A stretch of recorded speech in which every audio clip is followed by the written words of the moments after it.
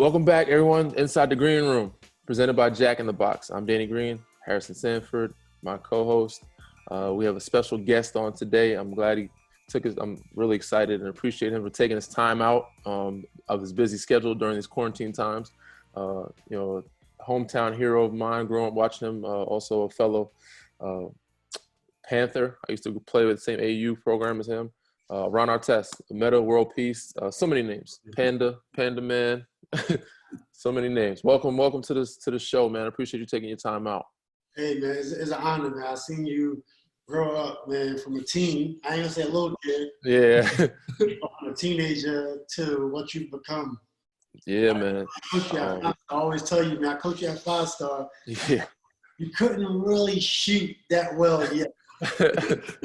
No, I wasn't a shooter yet. I was I could play a little bit of everything, but I wasn't a designated anything. I wasn't great at anything. I was decent at a lot. I miss get Danny the ball, Danny get the ball and just go. Danny would go, and what you've done in your career is just it's amazing, man. I appreciate it, man. Appreciate it. I just following your footsteps, man. Following your lead, trying to be like you said, you, Lamar, all those guys, man, from our AU program, watching you guys from afar and watching how many big shots, how many big games you won, and how many big shots you've made. And so your career as a defender, has really inspired me to take pride in that end of the floor. And of course, many other aspects of the game, but particularly that end of the floor was, watching you on defense was an inspiration, man. Really, thanks, man. Yeah. Metta, we're thankful for your time. There's a bunch of stuff that we're going to discuss throughout the course of the show. Want to get your thoughts on the league as it is right now and what happens if the league resumes. Obviously, we're going to tap back into some great Lakers memories, the title that you won alongside Kobe and Powell. But first, and you guys have been alluding to it, you guys grew up playing for the same AAU program. Ron coached them sometimes. I was listening to one of your interviews, Ron, and Danny's the same way. I find it funny that both of you guys really idolize. Obviously, everybody idolized Mike. But you, both of you, centered in a lot of your defensive intensity or integrity, rather, yet, on Gary Payton. Yeah. Wow. I didn't know that about Danny. Yeah, man. I watched him the first time I got a chance to watch. I was a big Mike fan, big Chicago fan as a kid. That was my younger days at the era of me watching in the 90s and in early 2000s, but to late 90s. But when they played Sonics, Sean Kemp and Gary Payton, I watched him a lot too, especially when he played against Mike and him, and he was just impressive, man. Not just that finals, but throughout his career, how intense he was on defensive and how much trash talk he had in his game. Real pioneer, and the fact of how he put everything on the floor in that end of the court. Yeah, definitely. So when I remember watching Michael and Gary play in the finals, and I never watched college basketball. I'm 13 years old, 14 years old, 15 years old. Never watched college basketball. So, and before that, we didn't have cable or DirecTV, anything like that. So you only seen the games that you could see on, traditional television. Yeah. But I remember watching Mike, and I'm like, this guy's an amazing defender. And I forgot about his offense, and Gary Payton, and they both amazing offensive players too. And I remember, me just saying, I want to be like Michael on defense. Michael is just really good. That's where I thought he separated himself from most of the GOATs. His defensive desire, his intensity, he could change the game on both ends of the floor. Not just offensive floor, obviously he could take over the game. A lot of greats can take over the game on the offensive end of the floor, but not many can change or alter or impact or take over the game on the defensive end of the floor. Mike could do that. He can go and get 3 or 4 steals in a row, or I remember him being down. They were down like 12 or something. Chicago was. He went on 12 run by himself, not just offense, but defense, getting the stops, the rebounds, the steals. He's unbelievable, and I think that's what separated him from the rest of the greats. And yeah, Ron. So I know that you said that when you got into the league, all you did was want to play defense. And when Danny first got in the league, he was a defensive guy. But you were right when you said they don't pay anybody if you don't play offense as well. So obviously Danny, he's added a 3-point shot that's really helped his longevity in the league. And obviously at one point you were averaging over 23, 24 points a game. At what point did you decide, or did your intensity for improving your offensive game really kick in? Was it a contract that you saw somebody get? You were like, hey, I should get that too? You know what's crazy, man? And you can still get paid on the defensive end. You got to be in the right place at the right time. Yeah. Because not every defender is going to be paid. But yeah, when I was in my early days, I didn't really care about scoring. I played with Riverside, so me, Elton, Lamar, and a ton of other great players. And the most somebody averaged was 14 or even 13-8 for the summer. And I think Elton was the leading scorer. Lamar was second. Me and Eric Barker was tied, and a couple other people was right under us. So offense, scoring was never something that I felt like I needed to do. You know, so and they appreciated the hustle. But at the next level, everybody's scoring, and only the scorers are getting paid. And you see you're better than this guy who's averaging 20 plus. You know, but he's getting talked about more. He's getting a way bigger contract. Like, I gotta figure this out. It's the only reason I started like working on my game. I knew I could score, and I was always able to score, but it's just not what interests me. You know what I'm saying? But I figured, you know, I had to average a couple 20s in years. It wasn't what I wanted to do. DG, for the viewers or listeners that don't know, can you tell them about the New York Panthers and what that meant to your development? And obviously, Ron, if you could touch on it as well. Yeah, well, it's now called the New York Panthers. Back then it was the Long Island Panthers. They changed the name. But growing up, a lot of the greats not just played for the Gauchos or Riverside, but Long Island Panthers was another one of those top programs. And Gary Charles brought many pros from years way back, even before Ron and Lamar. But those guys were the pioneers, the forefathers, or however you want to call it. They were the originator. They were the first group of talent that actually went through and made a big name for themselves and actually put the program on the map. But it's based in New York. It was Long Island. Now it's all New York. And we get a lot of different guys throughout the years, man, that we play with, so many different talents. My group of guys that I play with, Derek Character, Curtis Kelly, Lance Thomas. And before me was Charlie Villanueva. A bunch of other guys, Joakim Noah. Yeah, we had a bunch of guys, man. So I've been blessed and lucky enough to play for a program that had so many greats before me. And, during my tenure, I got to play with so many pros and after to see the program still continue to do well. As of right now, it's not where it was before, but, not so many programs can last forever. But it was amazing, man. I got a chance to visit these guys and watch them when we traveled, when we came to the big time in Vegas, LA, wherever it was. We played in tournaments. I got a chance to watch some of those guys play, and Lamar, even go to his house and check him out. But I said it was the access that we had was unbelievable. And something that I said I didn't go to NBA games as a kid. I only had a chance to see these guys when I was playing AAU as a Panther. So that's the only access I really had to actually seeing and growing up and playing with pros. And then 5-star. Outside of that, there was no local camps or social media where we can contact these guys or watch them. So we didn't have the direct TV to watch every game. We're going to watch the ABC games where the playoffs were played and the top games were played. So, it was a blessing, man. Hey, I had a kid named Tavares Bell before you. I'm 40. He was my age. Okay. Tavares Bell was one. I remember the Bells. The Bells were very good. I think he had brothers too. A lot of the Bells were in Hempstead, I believe, if I'm not mistaken. Yes, that's the Bells they ran all Hempstead, still there. But he had younger brothers. He had a bunch of them, and Hempstead was running. They all had bounce. Most of them did. Not all of them had bounce, but most of them did. Just over in high school. Yeah, they were ridiculous, man, with the bounce. They could jump. They get out the gym. But his younger brother could hoop. They all could hoop. They could do a lot of different stuff. So they ran a lot of Long Island basketball back then. Wow. Yeah, man. I had great experiences with the Panthers. I played with the Panthers like one time maybe, but I was more Brooklyn Queens Express with Artie Cox. I played with Artie Cox a lot. He knows you. Artie loves you. Artie was my guy, man. I was supposed to go to CK. Wow. They couldn't make it happen. But I ended up at Mary's, and luckily I've been blessed. And my coach was amazing at Mary's. Coach Clues, big shout out to him.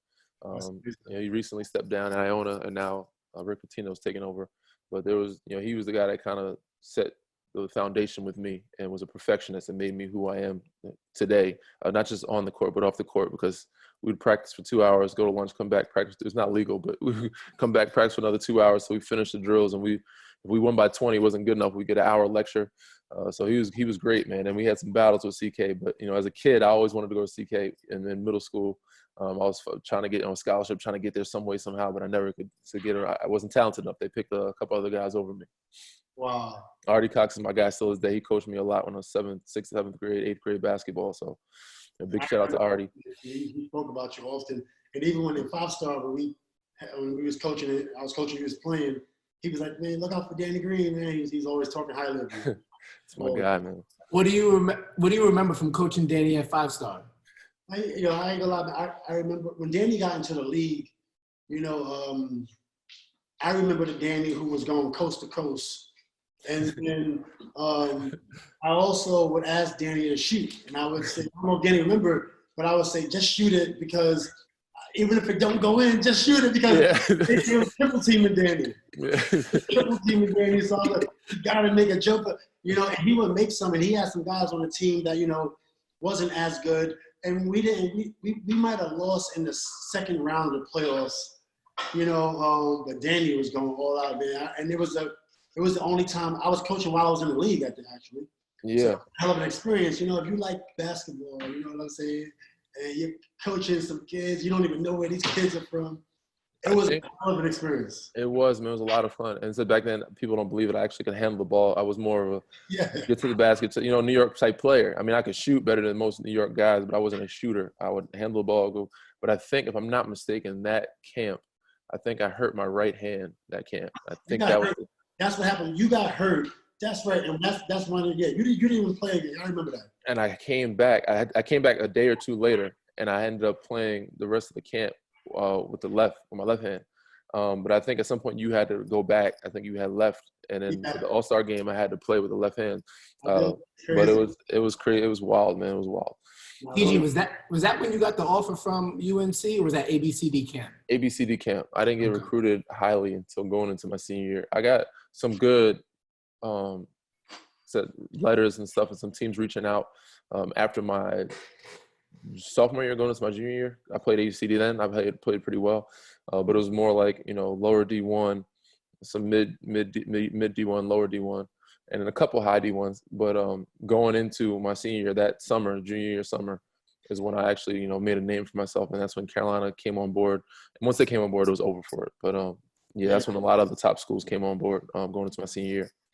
So we have a bunch of videos that I would love for Metta and you to react to. So we're getting those ready. But first, so I want to flash back to 2013. That's the year Kobe tore his Achilles, but a lot of people don't remember is that Metta also got hurt as well. And he was supposed to be sidelined for, I think it was, 6 weeks, Metta? But you came back real fast. And unfortunately, that for you at least, Metta, that's when the Spurs swept the Lakers. Take us back to that series when you're seeing this kid that you used to teach, that you used to coach, you should tell him to shoot it. And now he's sweeping you in the first round.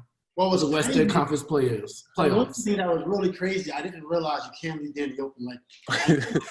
I knew he was becoming a better shooter, but I'm like, God, this guy don't miss. And I don't watch a lot of basketball, so when I now that I watch, and I watched Danny over the last 4 years, he's always in the playoffs, and I'm like, damn, this is what I was going up against. You can't leave him open. So.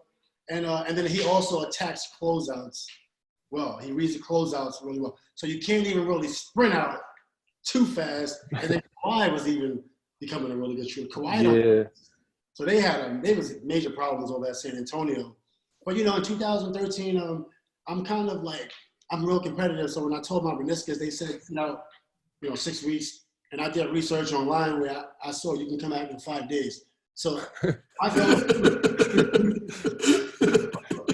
So your online research made you go back to playing in 5 days. I brought the evidence, the proof from doctors that said you can play, you're okay. And I was back. And the main thing for me, I wanted a second ring. I knew my career was going to be over. I knew he was playing against the Spurs. Eventually, he's an 8th spot. But if you don't think like a champion, then you're never going to be a champion. You got to think like a champion to your last second that you play. So in my mind, we was going to beat the Spurs. I was on one leg for the most part, but and the Spurs is a really good team. But in my mind, we're going to win. In my mind, we're going to win the finals. You guys had Steve Nash at that point, right? And was it Dwight? Was Dwight there as well? You guys had those? Yeah, we was all banged up, and we was all like, "This is why we did it." But you got to be competitive, and but the Spurs was tough. And I remember, y'all won the finals that year, right? We had lost the finals that year in 2013, but we went. You just reminded him. Yeah, we went to the finals and we lost Game 7. Game 6 is the one where Ray hit the shot that really. And you got 3 rings. 2. That was the one that got away. This year, we were on a pretty good pace to actually, hopefully get. It would have been my 3rd if we were, things go back to normal. Hopefully, so we finish out the season. But this year, I'm at 2 right now, and I'm trying to get a 3rd. Well, I really believe that y'all was going to win. Well, last year, I'm a Laker fan because of things I've been through and where I finished my career. So I love the Lakers and some other teams, but last year was tough. And this year, when they assembled this team, I'm like, okay, we're going to be good. I didn't think we was going to be that good. I didn't know we was going to be that good. I don't think anybody did, especially to start. We started out pretty hot, and then we had some play where we didn't beat teams that were above 500 or some of the really good teams, and we started proving that we're doing better. That actually leads to my next couple questions I have for you. I was asking you what you thought about the season before it was canceled, and who were your MVP picks, and who was your championship team pick. If you could break down what you thought of the West Coast, the East Coast, and what teams would make it to the finals, and who'd you have for your MVP? Wow. Well, for my MVP, I had Giannis early. Then the Lakers started to play even better and consistent, even with the injuries, right? So then I got it a tie with LeBron and Giannis. I had the Lakers winning, just because with the Milwaukee Bucks, when they make the finals, it's going to be their first time that they made it. So usually the first time a great team makes it, they usually don't win. And you got a lot of experience, and you have a guy like Anthony Davis who's way more experienced than Giannis. He's a little bit more experienced, so he needs to get a ring. So I figured with all those things in place, the Lakers was primed to win the finals this year. So that was like kind of my picks. And I think you said some other picks too, right? You said. I was just wondering what you thought about the season beforehand. Like, what other teams you thought had a good shot? Who was playing well? Who are your defensive player of the year? Who's your sixth man of the year? Who does Ron Artest think is the best defensive player in the league? The best defensive player. I mean, I have Avery Bradley jersey I bought when he was in Boston. I need to get one too. I'm a big AB fan, man. That he's a monster on the defense end of the floor, man. He's amazing at how he gets over screens. Yeah, I mean, I really enjoy watching. I watch him in the playoffs, and I ordered the jersey right at NBA.com. I got Marcus Smart. I love Marcus Smart, the way he plays defense.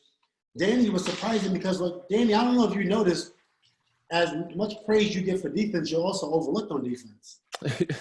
I've noticed. I've only made one defensive team in my career, but I said I don't do it for the notoriety. But Kawhi said I got a chance to play with me and Kawhi a tandem, and then Timmy made it easy for us. He said back in 2013 we were playing out. Kawhi was still up and coming as an offensive player. He's mostly a defensive player. He's a great. Yeah, and then even the year he was hurt, DeJounte, who was very athletic, long, and was a great rebounding point guard. He was picked as an all-defensive team, and he's great up and coming young talent. But yeah, I've been a pretty decent defensive player. I think, especially in the past. Now we have so many guys on our team, and even in Toronto, we had so many guys who are defensive players or defensive team with Kalo, Serge, Kawhi, myself, and even now we have AD, AB. Myself, even Bron, who stepped up this year on defense on the floor. But I've been lucky to play with so many defensive, monsters. It's been made easy for me. But I have noticed in the past there were a couple of years where I thought I played, really good defense and didn't even make the team. Even last year in Toronto, I had enough votes, but it goes by position. So I didn't make the team because of the position of the votes. Yeah. So. But I mean, it happens regardless of the fact that I got a chance to win a championship. That's what it all matters to me. Winning games, winning championships. So, and in respect for my peers and you guys of recognizing me as a defender. So that's even better. Absolutely. That's great and all, but end of the day, I would love to talk to my guy Metta, Danny. So we're gonna look past your accolades and your chips. Do your thing, bro. I want to. Got some questions, right? I got some questions. I want to go back to 2010. Mm-hmm. The NBA Finals. I think we're going to get a video here. And Metta, this is obviously one of your iconic moments. And this is something, once I found out you were coming on the show, it's one of the first things I thought about. We're going to be able to cue it up here. that you can see this? Yeah, man, we all watched this from home. This was said when I was a kid, when I was a youngin', man. I wasn't even, I mean, young. I was still in the league, but I was a youngin' in my mind. I think you could play the. LeBron was a hero. He made me feel so good, and he passed me the ball. He never passed me the ball, and he passed me the ball. Kobe passed me the ball, and I shot a 3. And Phil didn't want me to shoot the 3. I heard him because he's the Zen master, so he can speak to you without, he can speak to you, and he don't need a microphone. You can hear him in your head. Ron, don't shoot, don't shoot. I said, whatever. Bang, 3. Woo! Yes. No, but I love the Zen though. Thank you, Ron. Right, I'm done. All right, Ron, can you take us through that moment right there? What do you remember from that press conference? Well, that was crazy, man, because honestly, like, I've been, for my whole career, right? So, and at 23 years old was when I was suspended, and David Stern said, R.I.P. David Stern. He was like, hey, you might not play again, So I was on eggshells for the next, I guess, 14 years or 13 years, something like that. And and on top, not only the brawl, but I was doing so many other disruptive things that was detrimental to the team, to every team that I've played on. So with the basketball guys, I didn't think basketball guys were going to put me in a position to win a championship, which was something I wanted since I was a child. And to get to that point, and I was like, wow, I did put in a lot of time working on myself. So I definitely believed I deserved it. But we had a big chance to win it when I was in Indiana. In Indiana, we had a squad. Y'all had a squad. Y'all did have a squad. I remember watching that team. Too. Had a Indiana. squad, man. My guy Jack was on that team too. Big shout out to Jack, Stack Jack, all the smoke, right? He just had a birthday. He had a birthday yesterday. Him and Matt Bonner, and my other guy, they have the same birthday. A big shout out to them. Yeah, all the smoke is dope. They got a nice little thing over there. Yeah, I love all the smoke. I mean, we retired, so yeah. So another thing one of the things that you mentioned, obviously, you talked about Kobe passing you the ball there for that Game 7 shot. But one of the things that you mentioned was Phil Jackson being in your ear, and obviously, there's this Bulls documentary that's about to come out.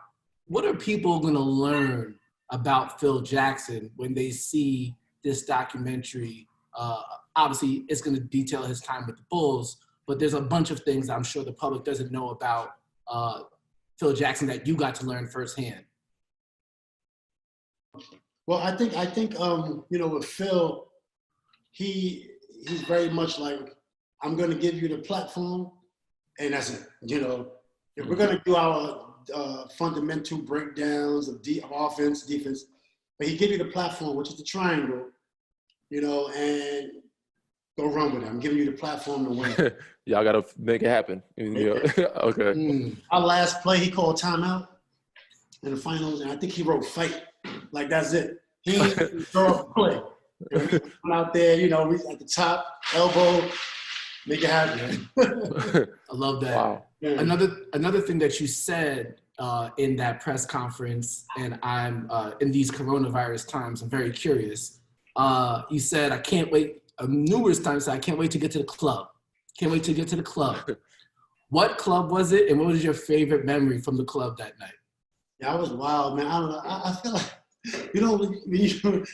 when you're a pro, you gotta act different, man. Yeah. He's looking back at himself like, damn, why the hell was I saying or doing that, man? I was bugging out. Exactly. He's enjoying it, man, to the fullest, which is, how you're supposed to do it, man, because you never know when it's gonna be taken from you. Yeah. So we're not getting any details. Is that what I'm getting? It was crazy, man. So that night we won. I had my jersey on. I was just so excited. I was happy, man. It's not like, I know my boy Tim Duncan and Kawhi. Yeah, we won. We don't get another one. Not me. I'm like, God. Man, so I kept my jersey on. I went out to the club. I still had my tape wrapped around my fingers, spandex on, jumper, whatever I forget the name. I haven't played in so long. The snap-offs. I had my snap-offs. And we went to like maybe 5 clubs. And then I went to the studio with Dr. Dre.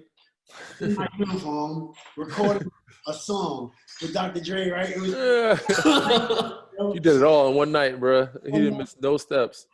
I was burning it with Snoop Dogg, Dr. Dre. It was crazy, man. It was a hell of a night.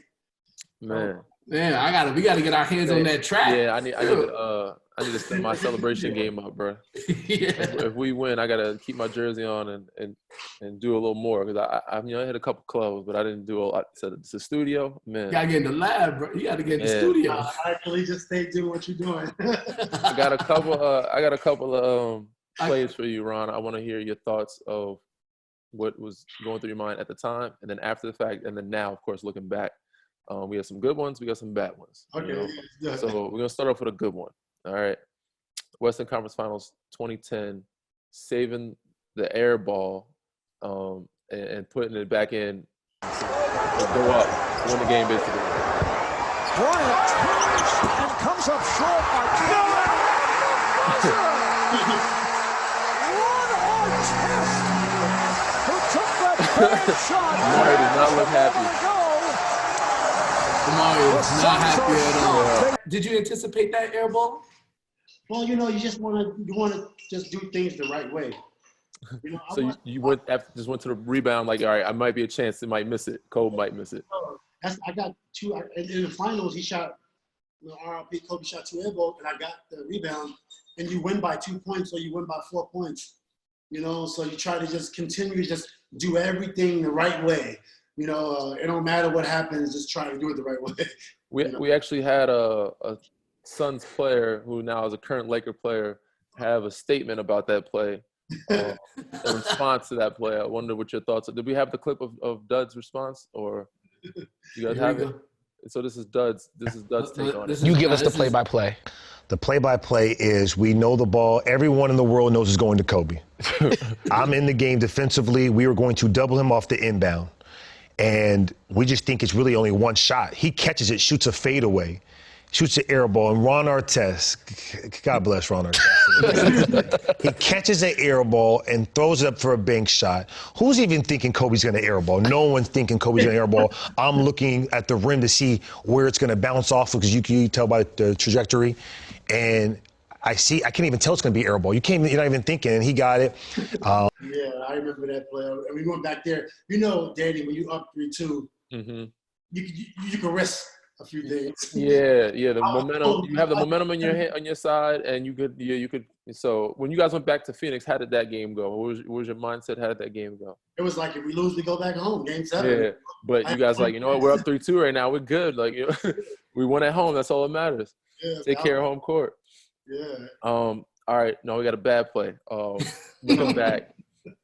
The elbow to James Harden elbow. Thoughts on the play at the time, now, and right after, obviously the consequences.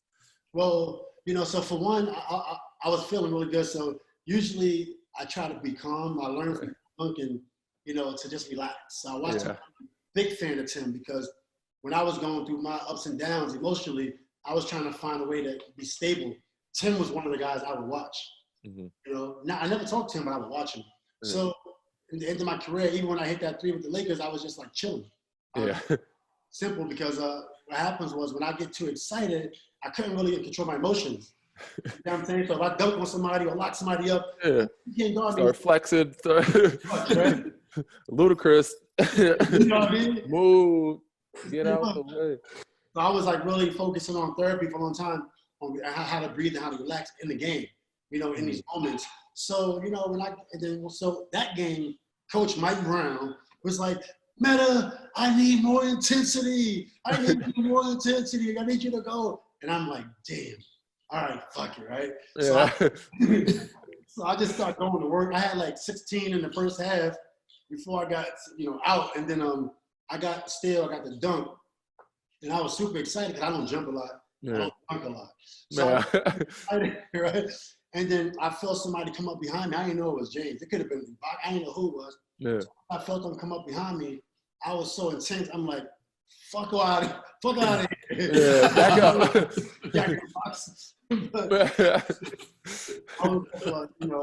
But I didn't, I thought that, honestly, I thought it was somebody a little taller. And like it's their body, it wasn't their head. You thought it was like their body, chest type, or shoulder. Like, just like off me. You didn't realize it was James and it was his head. So, but I didn't realize I had that much space because if you was on me, I could shove you off me. Whereas if you're not, I ain't even see. So it was really reckless. It was one of the only things I regret in my career. Yeah, like that was kind of brutal. Yeah, that was a tough one. It was tough. And James, he don't really bother nobody. He don't start nobody. He's a great dude and a great player. So this is one of the guys that probably didn't deserve it. It was somebody else that was like a dirty player, and you'd be like, all right, fuck it. But James not a dirty player. So all right, everybody, it's time to jump into the Made to Order segment, brought to you by Jack in the Box. We have a number of questions for Danny Green, going from the beginning of his career and what he's doing now during this brief time away from official play. Let's go to the first one, Danny. Somebody's trying to figure out how to get their Danny Green jumper right. What's up, Danny? What's up, Harrison? Danny, my question for you was, as someone who's trying to work on their jump shot, what kind of shooting drills would you recommend to develop a good, consistent jumper? Appreciate it. I like the intro. He brought the Pumas in, showed the shoe. It's pretty dope. But there's no real, to answer his question, there's no real science to it or rocket science behind it. You're going to be, good at something or great at something or become better at something. You got to do it every day. Drills, it's just pushing yourself, whatever drill it is you do, pushing yourself to make more each time. Whether it's, all right, I'm going to start with 6 out of 10. Now I got to make 7 out of 10 at this spot, and then 8 out of 10. It's just being more efficient and not finishing or leaving the spot or leaving the drill until you make the mix that you want to make, whether it's 25 at a spot or make 100 a day or 500 a day. Just, push yourself and being consistent and being more efficient, because if you can't make shots without a hand in your face, you're definitely not going to make them when you're contested or moving or running fast. And obviously doing shots at game speed. You're moving at game speed or even harder than you'd move at game speed, so that when the game comes, it's a lot easier and you can slow yourself down. But, you got to practice great habits and do it at game speed and take a lot of shots and try to do it efficiently each time that you do the drills. Getting your eyes checked up could pretty much help as well, because... Very true. It did help me a little bit. I mean, mind you, it's not that I had bad eyesight. I did get LASIK a couple of years back in San Antonio. But at the same time, I said it wasn't drastically bad, but you definitely can see, the rim better, see your target better. But it's more so everything of finding your rhythm. I've learned that throughout the years, because different players, different teams, different rosters, you have to find a way to get your rhythm. And Toronto had a great rhythm. We were always running transition. I'm a transition shooter. So we was running, and Kayla always find me or come off pin downs. Sometimes you can be sitting still and watching, Bryant's working one-on-one or Kawhi's working one-on-one. You have to be able to get your rhythm and be able to build, whether it's your 2-foot stance or how you want to get into your flow and keep a rhythm, whether you're standstill moving or, cutting, slashing, whatever it may be. You just got to find your rhythm to, get your balance and in your base and your strength and lift into your shot. Don't let me mess around and get this LASIK, Danny. I'll see you on that horse court any day now. Hey man, I got a plug, man. If you need help, bro, I got a plug. And last but not least, we have a question from a lady hooper for you, Danny. Do you think that not having a live crowd and the hype have a big impact on the way that you play and the way that some of the other players would be playing in the league? Obviously, I do think the season should resume. I don't know if we'll get all the regular season games, but definitely into playoffs.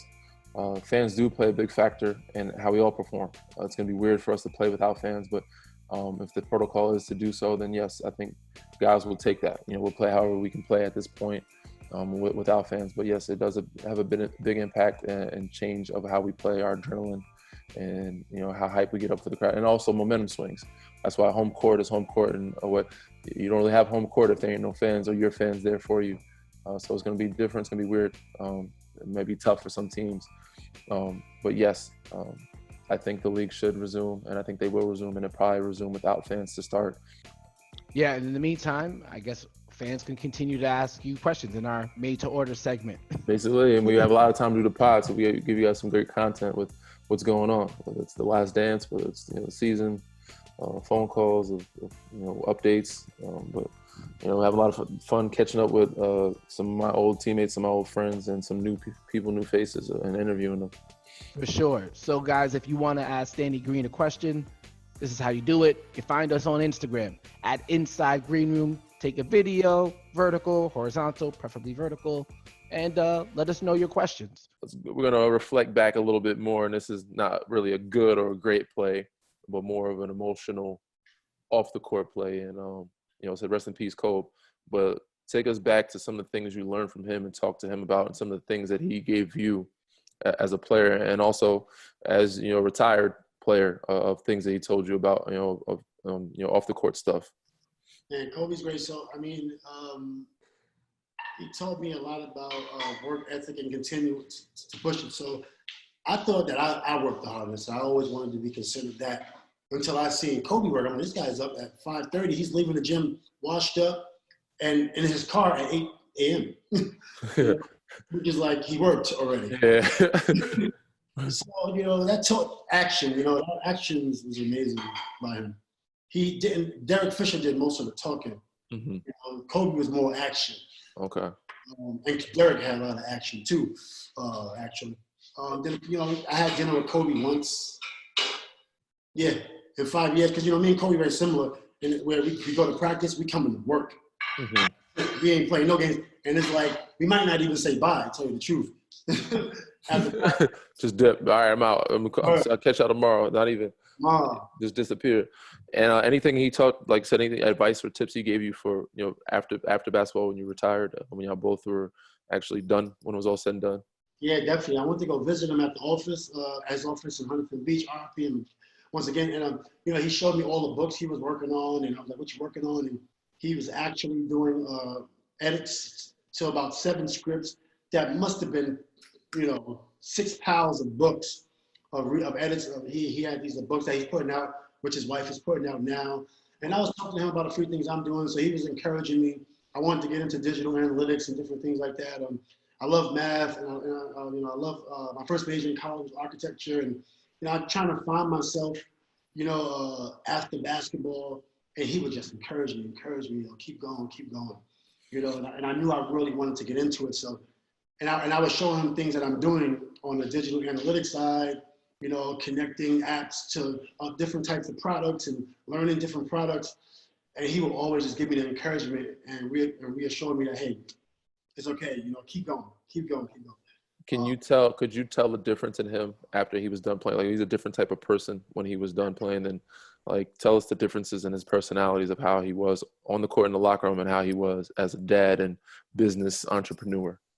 So I don't know Kobe as much as a dad personally, meaning Mm-hmm. I haven't been around him and his family, Mm-hmm. but I've seen the transition from playing against him, then from playing with him, and then into his career, then playing with him towards the end of his career, more jokes, going out, Mm-hmm. talking to the guys, not as serious. Enjoying life a little bit. And it was really cool to see. And I remember I told Vanessa one time, I was like, I'm so happy for you, because now you get a chance just to have Kobe focused on the game. So, yeah. That's dope, man. That's really dope. H, go ahead, man. Jump on in.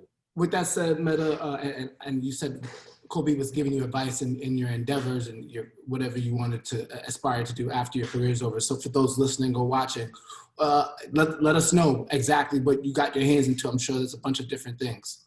Well, right now, X vs. X Sports is something that I've been working on for a long time, just trying to bring different sports communities together. Also, there's a lot of retired players that need something to do because there's not a lot of opportunities for every single retired player that retires. So I wanted to just create a platform where we're able to meet the needs, of retired players through entertainment and fun, to community building.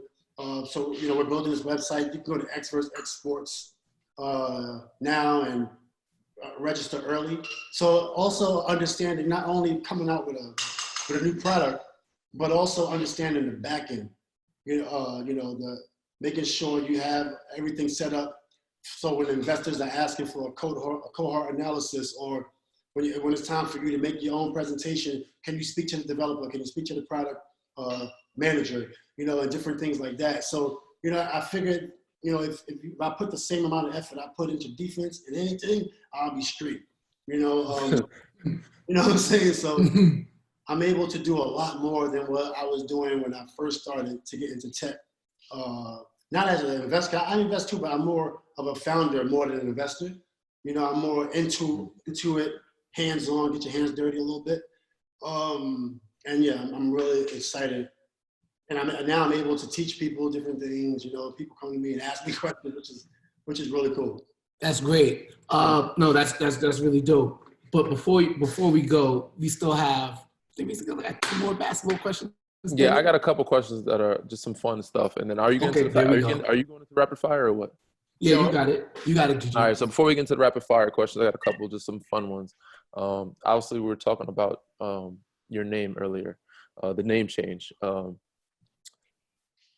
us how the process of that went, and how many times did you change it officially? How many times did you go back, and how many times do you regret it, and do you want to go back? That's a good question, Danny. So, when I was playing, I don't know. You know when you're playing and you're like on television all the time. You know what I mean? It depends who you are. Yeah. I was one of those people that I loved attention. When I I'm gonna do something drastic. Right? So when I see an Ocho Cinco change his name, and then 4 years before I did mine, I'm like, yo, that's dope. I gotta do that. Yeah. And then first, originally it was gonna be Queensbridge and then So Hood. Right? You had a couple options. Okay, you had a couple options. And then as you evolve a little bit, you're like, nah, I ain't gonna do that. So then it took me about 3 months to actually change it.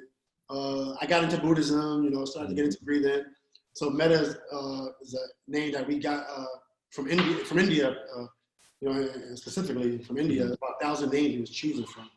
And then World Peace is something that matched with it, something I really, think about a lot, So, and then, I never, well, actually, the first game that I had with World Peace, I was like, this is the dumbest thing ever. I was coming off the bench for that time, 2011, and they say, Metta World Peace. And I remember not wanting to take off my warm-up.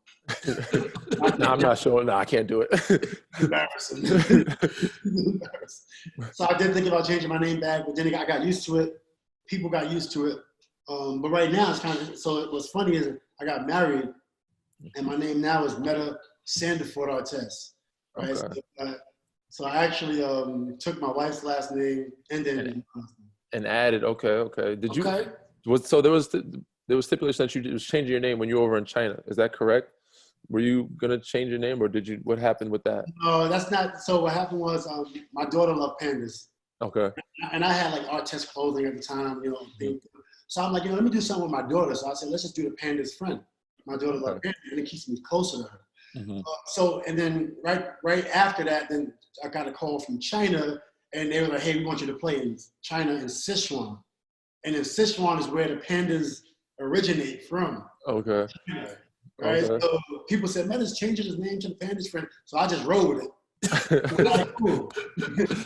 And you were wearing the pandas in the game. I'm like, how the hell is he playing the nose? What was that experience? We had some panda slippers on in the game. How did that work? You hurt? No injuries? No Achilles calf strain or something? I play in New York on this concrete. Yeah, you come from the gutter, bro. I understand. You playing anything? I get it. The Converses back in the day. Yeah, man. It's fun. All right. And the one last one that I had anyway. The ring that you put your ring up for auction, correct? Do you miss it? Nah, I don't. Do you think, and are you, for everything that it brought, the attention, the money, the foundation that it built, or the money that went towards from when you sold it, do you think it was all worth it of giving up your ring? I think it was worth it, but it wasn't enough. Okay. So you definitely could have got, I thought so. So I was like, he definitely could have got more for it. But it definitely started, was that the foundation of starting what you were trying to improve, and making it grow to where it needed to grow? Yeah, I mean, I was hoping I could start some conversation in it. And actually it did, because on that scale, when you win the finals, everybody's watching. I think my psychologist, and then, I guess that was in June. And then in Christmas, that's when I actually gave the ring away. Right? It took 3 months of raffling tickets. So, but you need more money to make an impact. Like $700,000 that we raised, I mean, that's only going to put, that's not putting a dent to anything. So that's one thing I wish. So I still try to be active now, with social impact stuff. Understand. So it was worth it then? The ring was worth it. I would have kept it if I would have had more awards. Because when I got suspended, I was also right before I got suspended. So I wouldn't have been an all-star game. I was averaging 24. I finished 6th in MVP voting when I got the year before that.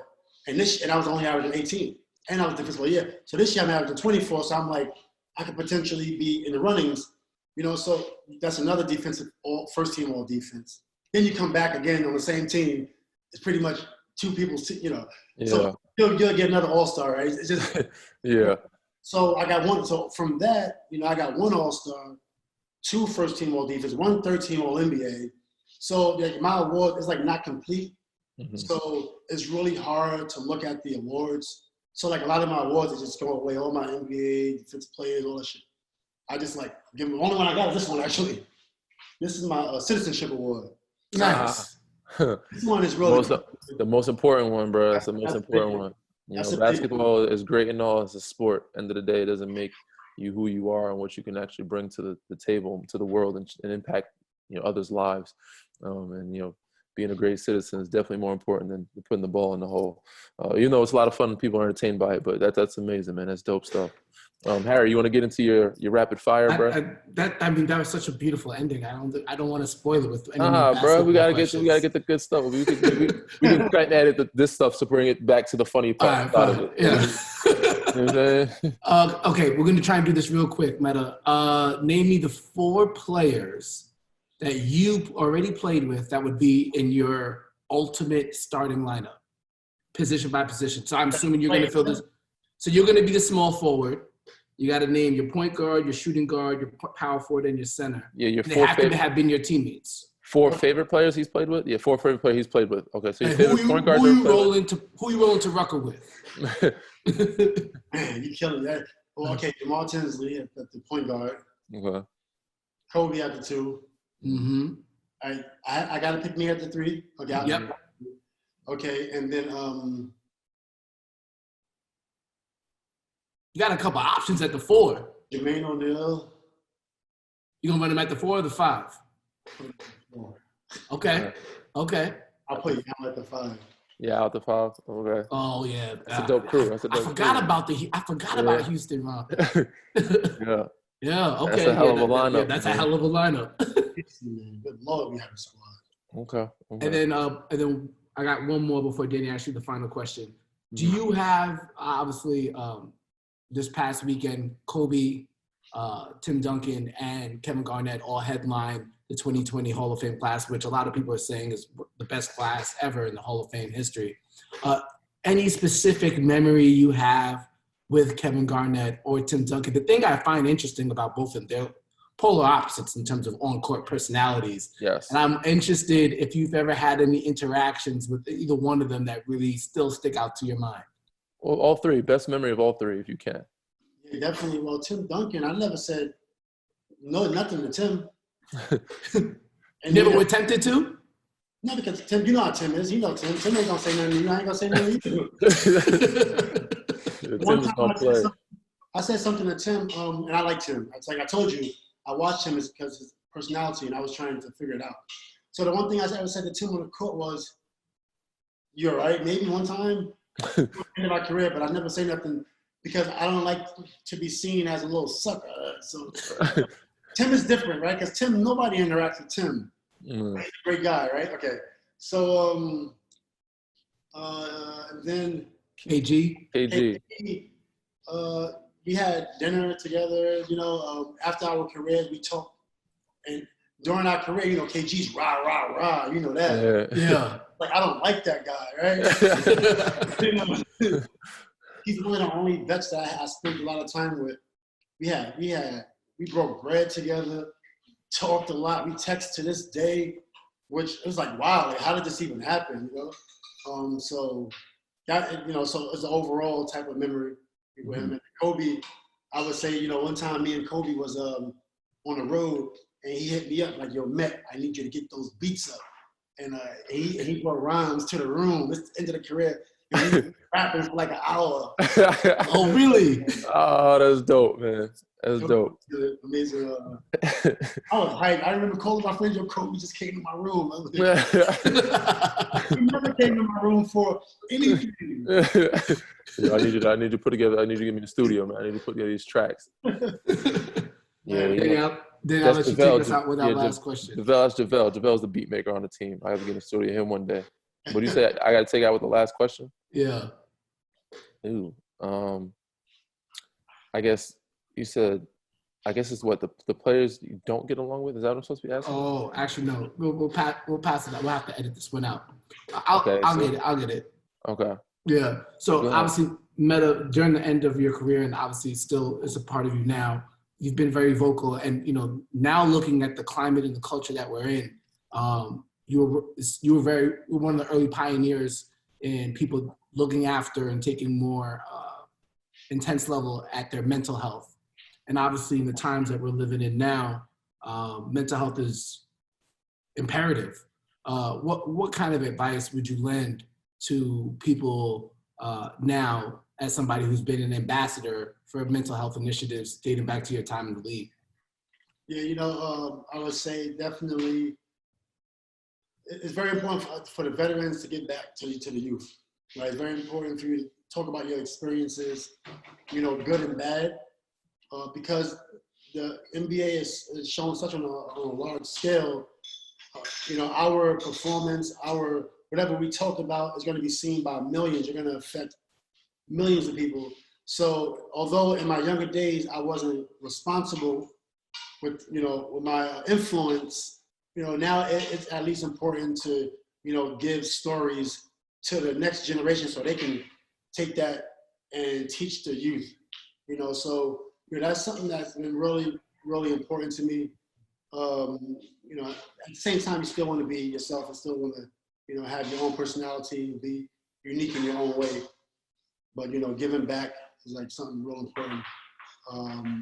And what the players are doing now, I actually learned a lot from players that are younger than me, because I wasn't really focused on a lot of things. And I'm watching what these younger players are doing, and it's super inspiring. Super inspiring. DG, take us home, brother. Am I just closing out or what? However you'd like to take us home. All right, cool, man, cool. Well, just want to thank you, Ron, man. I really appreciate you. Metta World Peace, Panda's friend. I appreciate you, man, joining us, taking the time out of your busy schedule to make time and jump on Inside the Green Room, presented by Jack in the Box. They said hopefully this thing will get over soon. We'll get back in the gym. We'll have you come by. You back at the facility. Ron was actually in there quite a bit, kicking it with us. So hopefully, we get back to normal in the next couple of weeks or so. But we really appreciate you, man, taking your time out and joining us on the show, man. Enjoy your family, enjoy your loved ones, keep them close, stay safe, continue to stay healthy and clean, hands free, wash your hands and corona free. And also, do what we're all doing, continue to figure out ways to try to stay entertained with, live IG stories or figuring out how to work out in your house or build a gym in your garage. But once again, man, thank you. H, I don't know if you have anything else you want to say closing out. I just want to know how much money do we need to put together to get that track? to get in the studio. No, I want the track that he cut with Dr. Dre. How much we got to pay? Dre probably got that. You probably got to get Dre on that one. That's a lot of money. Dre's a billionaire, damn near. I know it's probably somewhere lost. Tell you the truth. Dre's a billionaire. He ain't getting that up for. He's like, I need a lot of money, man. But. Well, maybe we got some time. Maybe we'll do some digging around. The blessings of being a Laker, might be able to get a chance to check him and meet him one day and actually chop it up with him. You never know. Might be able to get in a studio with him if we have a good series once we get back on track. A good playoff run. Absolutely, man. Good luck to you too. Definitely good luck to you. I hope y'all win the finals, man. Definitely. Appreciate it, man. Thanks a lot, man. Hopefully, I'll see you soon, man, in person. Hopefully not through via Skype or Zoom. But take care of the family, man. Give everyone my best. Definitely. Same here, man. Appreciate you, boss.